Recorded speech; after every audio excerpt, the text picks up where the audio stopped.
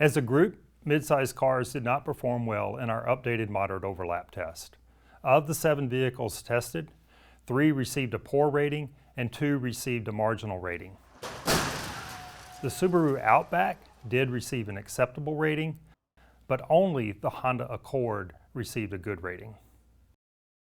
To achieve a good rating in our updated test, the driver must continue to be well protected using the same measures from our original test.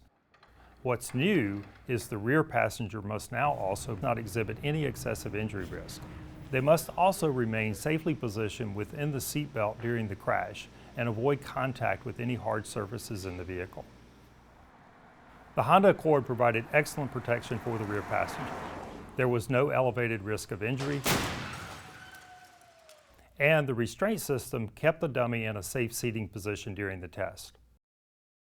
The biggest problem we saw with this group of vehicles was the rear passenger sliding forward beneath the lap belt.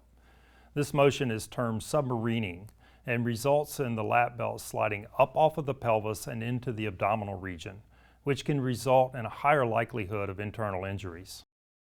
5 of the 7 vehicles experienced this problem.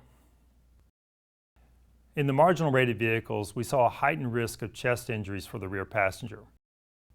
In the poor rated vehicles, we saw an elevated risk of injury to both the chest and the head and neck. Consumers should understand that all of the vehicles tested in this round continue to offer good protection for the driver in a frontal crash. There are differences, however, in the protection being offered to those in the rear seat of the vehicle. We know automakers are working on improvements, and we expect to see better ratings in the near future. These test results do not change our advice to parents. The rear seat is still the safest place for children. Those under the age of 13 should continue to ride in the rear seat of the vehicle and be properly secured in a child safety seat or booster seat appropriate for their age.